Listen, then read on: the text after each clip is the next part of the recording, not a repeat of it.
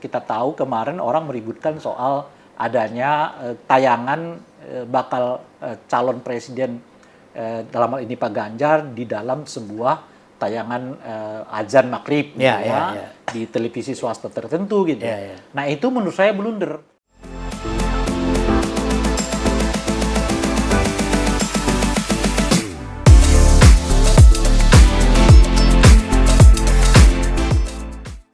Sobat Panangian, saya kali ini bersama teman saya lagi, sobat saya adalah Ray Rangkuti.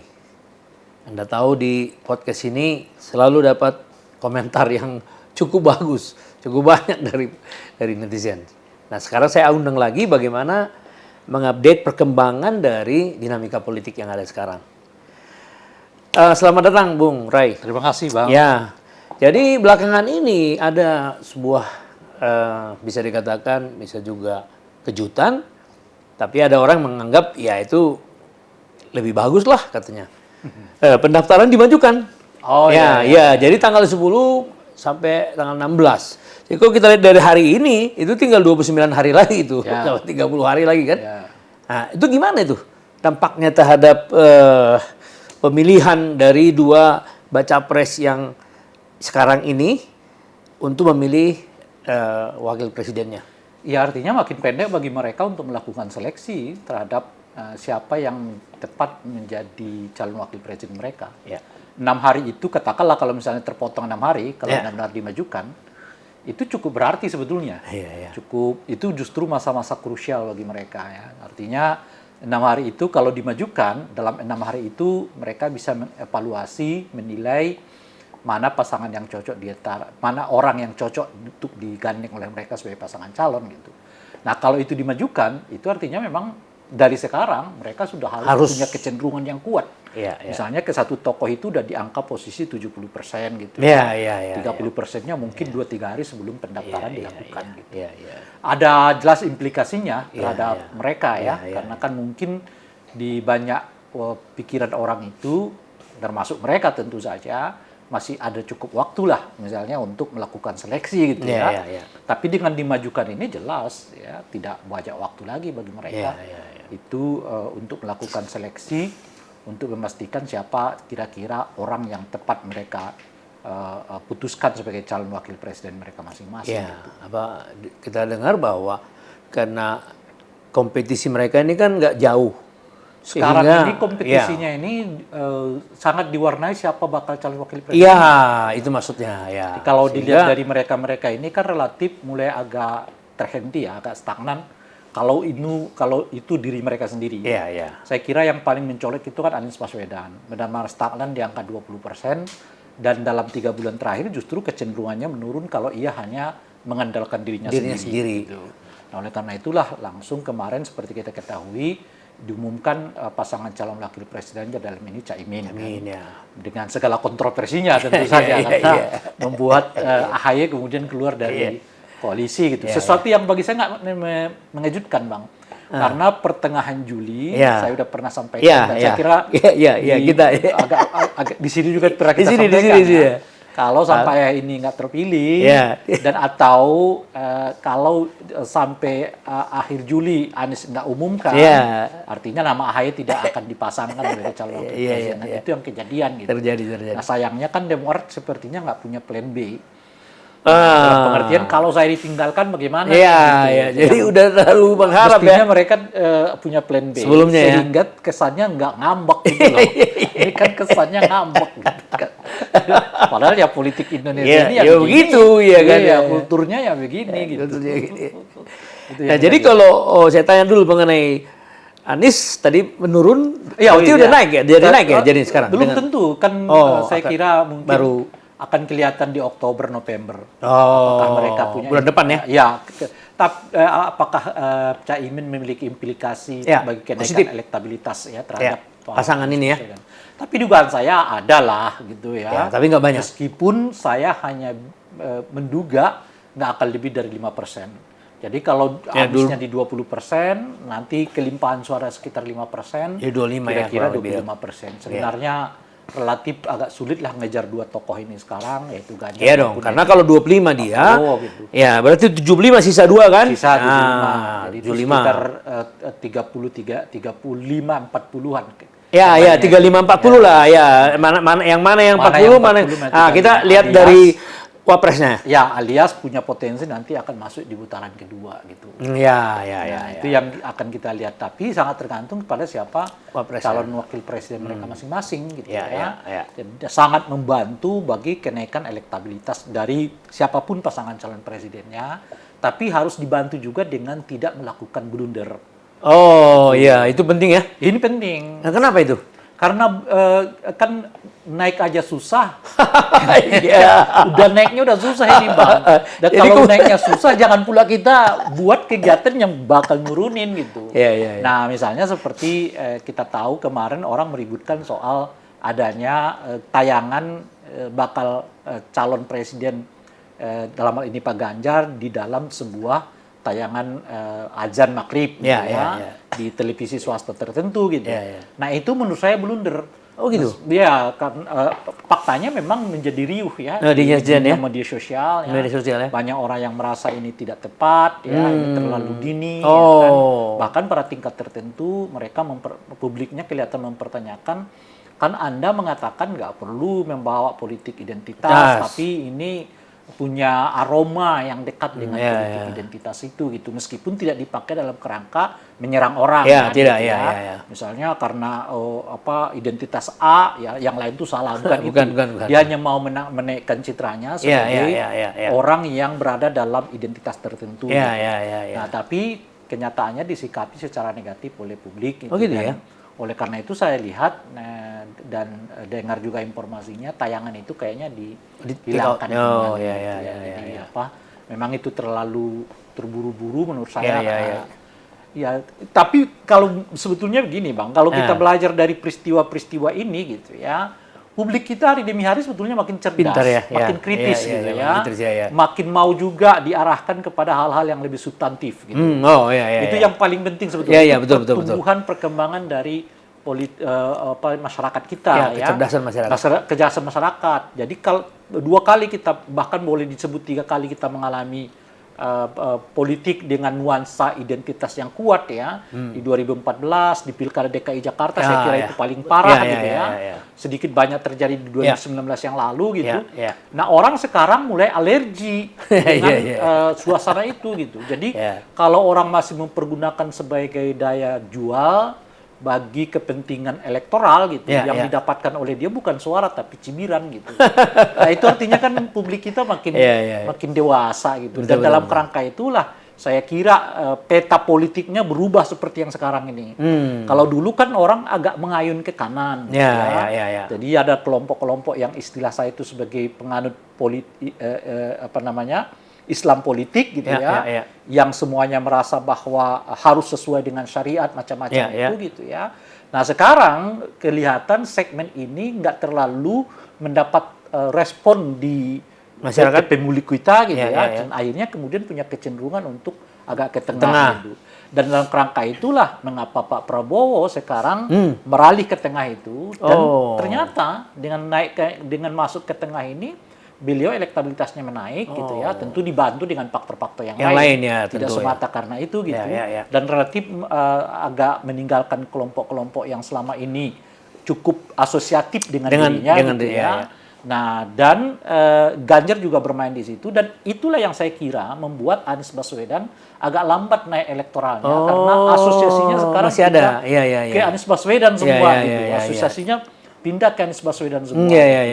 Jadi Anies Baswedan itu terasosiasi kuat dengan politik Islam ini, Islam politik ini gitu ya. Dan oleh karena itu kelihatan agak stagnan. Dan pada saat yang bersamaan Pak Prabowo sudah seperti meskipun tidak ada perayaan khusus untuk itu gitu seperti mendeklarasikan dirinya sebagai calon presiden untuk 2024. Sehingga pemilihnya yang sebelumnya lari ke Anies itu sekarang ketarik lagi ke Pak Prabowo. Kembali lagi ya. Jadi, itu yang membuat naik membuat naik gitu ya. Tentu ditambah faktor-faktor yang lain. Nah, oleh karena itulah saya mengatakan tadi, karena kecenderungan ini mulai agak stagnan, maka terlihat Pak Prabowo juga mengalami kelihatan stagnasi dari peningkatan suara elektoral itu gitu Nah, jadi boleh disebut sekarang ini semua hampir sudah mulai mendapatkan kejenuhannya masing-masing ya. Tinggal varian Wapres ini mungkin akan membantu mereka. Dan seperti yang kita diskusikan dulu, ada jarinya Pak Jokowi akan kemana. Gitu ya. Dan yang ketiga adalah jangan sampai melakukan blunder. Ya, bisa menurunkan ini. Kalau melakukan blunder itu sangat cepat menurunkan elektabilitas. Dan Ganjar dengan peristiwa azan kemarin itu bacaan hitungan saya udah 4 kali melakukan blunder gitu. Prabowo sekali, sementara Anies Baswedan dalam catatan saya 2 kali gitu. Jadi Ganjar adalah orang yang paling banyak sejauh ini melakukan blunder dalam hal pencitraan di tengah masyarakat gitu. Ya. Tentu dia akan berpengalaman ya setelah itu, dia akan lebih hati-hati lah. Artinya kan sebetulnya kalau kita baca karena belum ada koordinasi di antara banyak pihak yang ingin mendukung Pak Ganjar ini gitu sehingga ada yang maju sendiri, ada yang masih di belakang, ada yang lebih hati-hati macam-macam gitu. Jadi tapi peristiwa demi peristiwa itu memungkinkan tentu untuk mendapatkan evaluasi bagi Ganjar Pranowo untuk memformulasi bagaimana model kampanye yang tepat yang akan disampaikan kepada masyarakat gitu di tengah perkembangan kritisisme pemilih kita terhadap bakal capres dan cawapres yang akan bertarung pada 2024 yang akan datang. Jadi pertimbangan bahwa pemilih kita ini sudah makin cerdas, makin selektif gitu, itu harus menurut saya ya menjadi acuan utama bagi mereka untuk satu menyusun visi misi mereka. Nah, yang kedua janji-janji. Ini kan kita mulai dengar janji-janji nih keluar ya kan. Ada yang naiklah 30 juta ya kan macam-macam lah. Kita dengar gaji gaji, ada yang katanya akan mencabut subsidi akan menambah subsidi BBM dan sebagainya. Jadi jangan asal buat janji yang tidak terukur. Tidak terukur gitu, karena itu bukan akan menambah elektoral, tapi yang menurunkan ada menjadi cibiran orang gitu. Jangan sampai misalnya nanti ada capres yang mengatakan kalau saya jadi calon presiden 5 orang warga negara Indonesia kita bawa ke bulan gitu. Itu misalnya ya kan. Misal itu orang udahlah, jadi jangan terlalu bombastis ya. Sehingga karena orang makin kritis. Anda menjanjikan sesuatu yang nggak terukur aja orang akan menjadi apa. Jadi selain sensitivitas publiknya, rasionalitas publiknya juga menurut saya perlu dipertimbangkan oleh calon presiden wakil presiden ini, sehingga jangan terlalu banyak membuat janji yang orang udah bisa ukur nggak mungkin itu dilaksanakan. Nggak masuk akal. Nggak masuk akal karena banyak tantangan-tantangan yang harus dihadapi. Baik, sekarang kita coba lihat dulu salah satu baca pres. Kan belakangan ini kan hangat dibicarakan bahwa baca presnya, cawapresnya Ganjar tuh antara Anies ya kan, agak mengerucut tuh dengan Ridwan Kamil. AHY, Anies. Ya, untuk maaf bukan Ganjar. Iya, Ganjar. Kan, Sandi sama agak mengerucut belakangan ini ya. Kan setidaknya mereka menyebut 5 nama sebelumnya kan. Betul, Pertama adalah ada Pak Mahfud, ada Yeni Wahid, ada Khofifah, ada Ridwan Kamil, ada Sandiaga, dan bahkan ada Erick Thohir kan. Ada 6 nama. 6 nama Nah, jadi kita coba keluarkan dulu yang menurut saya nggak mungkin. Sebagai calon wakil presidennya Ganjar gitu ya. Pertama Pak Mahfud. Ini keluar ini menurut saya. Kenapa? Ya karena nggak cukup kriteria dalam semua hal. Itu pertama beliau tidak memiliki organisasi yang ia bisa bawa, organ yang bisa bawa elektoral gitu ya. Yang kedua, popularitasnya diraih melalui berbagai penanganan kasus yang kenyataannya jalan di tempat gitu ya, kasus-kasusnya gitu ya. Misalnya terakhir ini kan soal Az-Zaitun misalnya kan, jadi istilah saya ini beliau ini tokoh viral gitu ya. Jadi yang namanya viral 2-3 hari habis itu hilang lagi gitu loh kira-kira tuh. Nah, itu pertama kita kecualikan misalnya. Yang kedua adalah Yeni Wahid. Kenapa? Ini punya potensi tentu, tapi saya kira tidak terlalu banyak juga untuk menarik massa, gitu elektoral ya. elektoral gitu. Paling hebat dia mungkin akan menahan sedikit kenaikan elektoralnya Anies kalau Caimin kampanye di basis NU gitu ya. Iya, karena di luar khususnya Jawa Timur, Jawa Tengah, saya kira pengaruh Mbak Yeni nggak terlalu besar. Ya, betul. Nah, yang ketiga adalah Ibu Khofifah. Nah, ini saya kira potensinya cukup kuat. Nah, jadi oleh karena itu nggak bisa kita keluarkan.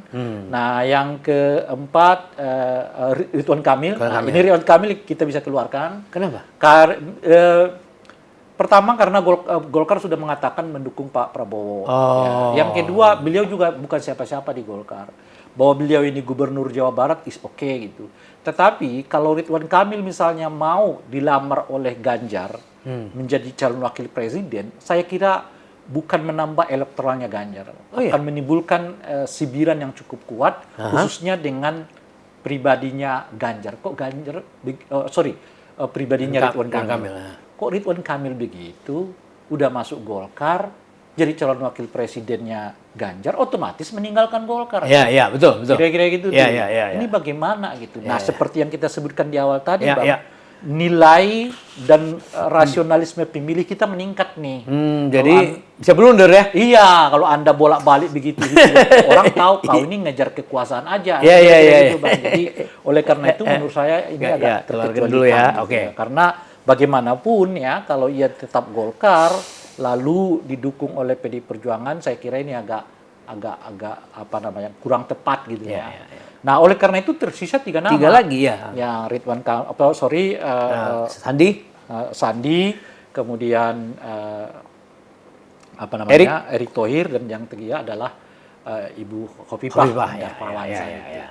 Nah, saya agak ragu dengan kalau saya kasih skor gitu ya. Yang saya bayangkan itu mungkin 50 ke Sandiaga, 50 ke Erick, dan bisa 60-70 ke Ibu Khofifah. Oh gitu ya? Gitu ya. Iya, saya. Iya, ya. Kenapa saya katakan Ibu Khofifah 70? Ada banyak menurut saya keunggulan-keunggulan yang bisa diraih oleh Ganjar kalau beliau berhubungan dengan Khofifah. Gitu ya. Pertama tentu saja karena perempuan ya. Dan saya kira kelompok perempuan akan relatif terikut dengan kehadiran Khofifah gitu. Yang kedua, beliau gubernur di salah satu daerah terpadat penduduknya di Indonesia. Gitu, Jawa Timur ya. Jawa Timur gitu. Yang ketiga, secara geografik Jawa Timur, Jawa Tengah ini bersatu nih. Ganjar Jawa Tengah, Jawa Timur masuk dalam kerangka perhitungan yang cukup kuat. Yang keempat tentu basisnya adalah NU gitu ya. Khususnya di Patayat ya. Di Patayat saya kira beliau cukup berpengaruh ya Ibu Khofifah ini gitu. Nah, dengan 4 keunggulan ini ya artinya Ganjar punya potensi yang kuat untuk meraup tambahan elektoral. Khofifah, tambahan elektoral. Sekaligus itu menahan nanti suaranya Caimin yang akan masuk ke basis-basis NU gitu ya. Nah, oleh karena itu saya mengatakan tadi kalau Khofifah itu di angka 60-70% kecenderungannya akan dipilih oleh tentu tergantung kepada partai-partai pendukung yang lain gitu ya. Misalnya apakah P3 mau gitu ya, kemudian juga Hanura, Perindo macam-macam dan seterusnya gitu. Sebetulnya Bang, kalau Ridwan Kamil tidak buru-buru masuk ke Golkar, saya kira dia di 70-80%. Tadinya gitu. Dia punya potensi yang kuat untuk jadi calon wakil presidennya Ganjar Pranowo. Itu klop banget. Jadi itu seperti analisa kita tadi terhadap Ibu Khofifah Satu-satunya yang mungkin tidak diwakili oleh Ridwan Kamil itu bahwa dia bukan orang yang terasosiasi kuat dengan NU. Itu aja. Tapi dia terasosiasi kuat dengan generasi milenial. Gitu. Jawa Barat, Jawa Tengah dengan penduduk yang sama. Betul. Ya. Dan saya kira jauh akan lebih solid pemilih Jawa Barat ke Ridwan Kamil kalau ia sekiranya dibandingkan misalnya pemilih Jawa Timur ke Ibu Khofifah. Jadi kalau ke Ibu Khofifah itu mungkin paling hebat Ibu Khofifah mungkin dapat di bawah 20%. Tapi dugaan saya kalau Ridwan Kamil yang jadi calon wakil presiden, dia punya potensi setidaknya 30-40% luar biasa, ya. pemilih di Jawa Barat itu untuk mendukung dia. Ya. Karena bagi orang Jawa Barat kan ini calon wakil presiden yang boleh disebut di era reformasi yang pertama ya. Di era reformasi loh Bang ya. Kalau ya. di era sebelumnya kan ada. Tapi di era reformasi kalau dari Jawa Barat inilah kan pertama. Betul. Yang didukung sebagai calon wakil presiden. Jadi bisa kita bayangkan semacam euforia di kalangan warga Jawa Barat untuk mendukung Ridwan Kamil. Yes. Nah, masalahnya karena beliau sudah jadi orang Golkar kan. Kalau orang Golkar sekarang sudah menyatakan dukungan ke Prabowo dan yang kedua, Ridwan Kamil bukan siapa-siapa di Golkar. Gitu. Jadi di level atas dia tuh masih tinggi sekali. Orang akan mempertanyakan, yang kita kasih mandat itu kan ketua umum Golkar. Lo kok Ridwan Kamil yang jadi calon wakil presiden? Itu bisa dimunaslupkan itu. Pak Erlangganya gitu ya. Karena level dia masih tinggi. Ya kan, itu artinya dia bypass mungkin 2-3 level di atasnya. Yang dibypass oleh dia itu. Jadi mestinya kan masuk struktur dulu. Kan? Dalam struktur itu dia naik setingkat ya, kalau nggak sekjen, wasekjen atau wakil ketua umum. Berarti pemilu tahun depan lah ya. Pilpres 2024 kalau dari aspek itu itu mungkin dia akan maju. Tapi saya juga nggak melihat dia lagi karena akan muncul lagi itu. Betul. Boleh jadi kalau Ridwan Kamil tidak mendapatkan katakanlah jembatan untuk ke 2024 yang akan datang, perlahan dia akan ditinggalkan publik. Perlahan dia akan hilang dari peredaran gitu. Sementara yang lain tetap ini ya kan. Kalau misalnya ada AHY ya kan, masih ada, kalau Ganjar mungkin masih akan diperhitungkan, ada Mbak Puan ya. Dan nama-nama lain yang bisa kita sodorkan di 2024, termasuk nanti misalnya siapa gubernur DKI Jakarta itu punya potensi juga atau siapa nanti gubernur Jawa Barat juga punya potensi juga. Nah oleh karena itu dugaan saya Ridwan Kamil itu lebih mengincar putaran kedua di Jawa Barat. Periode kedua gitu ya. Sebagaimana mungkin Ibu Hovifah sedang mengincar di Jawa Timur. Gitu. Jadi dalam konteks itulah dugaan saya ini Ibu Hovifah juga mungkin kemauannya nggak setinggi yang lain, sehingga dengan begitu kemungkinan besar tersisa 2 nama, kan? Ridwan Kamil, Sandiaga Uno dan Erick Thohir. Siapa di antara mereka yang paling tepat dipilih oleh Ganjar? Ya nggak tahu, itu terserah. Itu tergantung lobby-lobby juga kan. Bagaimana partainya. Tapi kan 2 orang ini hampir sama Bang ya. Ya dari segi elektabilitas hampir sama. Elektabilitas sama, background-nya sama, usia sama, pengalaman sama, dan kayaknya juga kurang lebih sama. Jadi artinya mereka bisa membiayai diri mereka sendiri. Nah kalau yang lain ini kan enggak. Dia harus disukun. Kalau ini enggak gitu. Jadi keduanya memiliki kelebihan dan kekurangan yang masing-masing sama, sehingga ya mungkin itu pilihan yang agak sulit ya. Meskipun mungkin pada tingkat tertentu Sandiaga ini kan mantan orang Gerindra. Jadi lalu masuk ke P3 gitu. Jadi saya kira itu juga tidak terlalu positif ya di mata masyarakat gitu. Jadi bagaimana nanti Sandiaga kok tiba-tiba seperti berhadapan dengan Prabowo gitu, yang merupakan pasangan dia di Pilpres 2019 yang lalu gitu ya kan.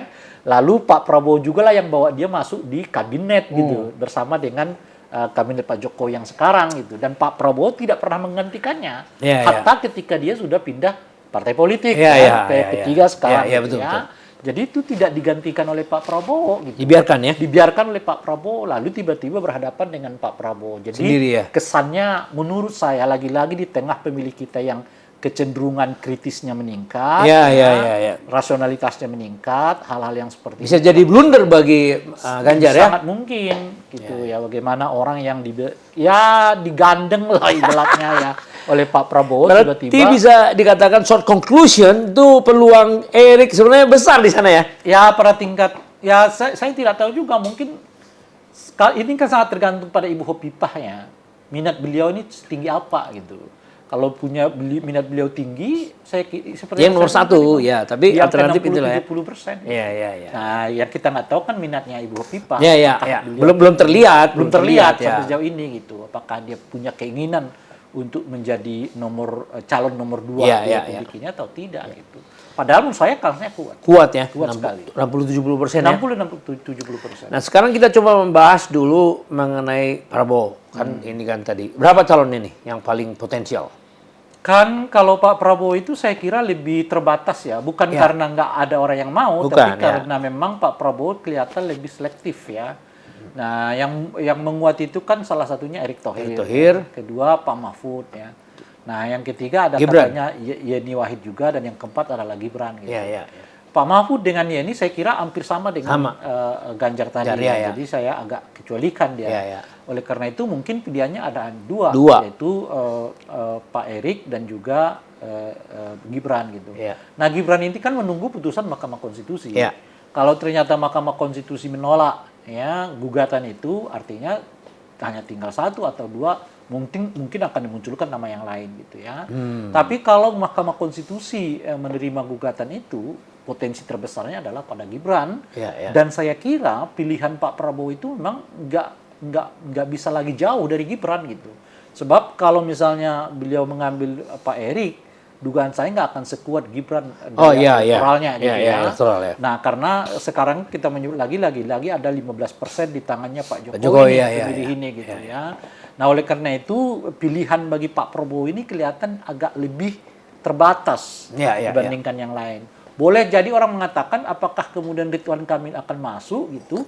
Lagi-lagi dengan analisa kita terhadap Ridwan ke Ganjar itu, meskipun nanti katakanlah ya, salah satu faktor menurut saya yang paling menghambat Ridwan Kamil itu adalah masalah internal di Partai Golkar. Iya, itu tadi ada masuk situ ya. Apakah Erlangga akan kasih tiket apa? Iya. Dan kalau ditanyakan saya, kemungkinannya enggak dong. Gimana? Nah, artinya kan kira-kira Erlangga mengatakan begini, Caimin aja bisa jadi wakil presiden, maksud saya juga ya kan. Saya kan ketua umum. Iya. Dan sebagainya. Justru saya lihat sekarang ini posisi Pak Erlangga menguat di koalisinya Pak Prabowo. Kenapa? Pertama, kayak Pak Erlangga tentu saja karena dia ketua umum partai cuma lumayan besar ya. Gitu ya. Nah, yang kedua, suara Pak Prabowo juga sangat tergantung pada keberadaan Partai Golkar. Kalau Partai Golkar nanti tiba-tiba pergi, selesai lagi calonnya Pak Prabowo gitu. Jadi yang ketiga tentu menurut saya ya entah ada atau tidak, tapi istilah saya yang sebutkan tadi Bang, Caimin aja bisa, yang maksud saya nggak bisa ya kan.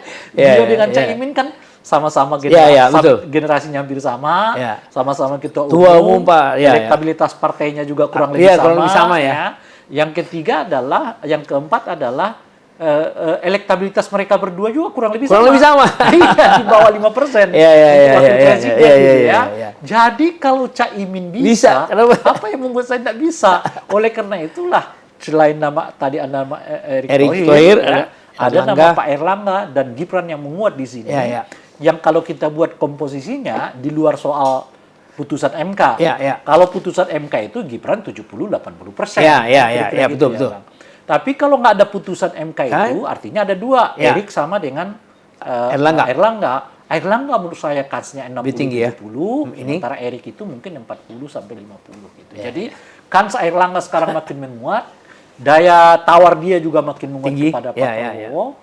Itu yang saya sebut, Pak Prabowo ini kelihatan agak sulit untuk mencari wakil presiden, mengingat ia sangat tergantung kepada teman koalisinya. Sebab kalau teman koalisinya sedikit salah satu nah, selesai beliau gitu.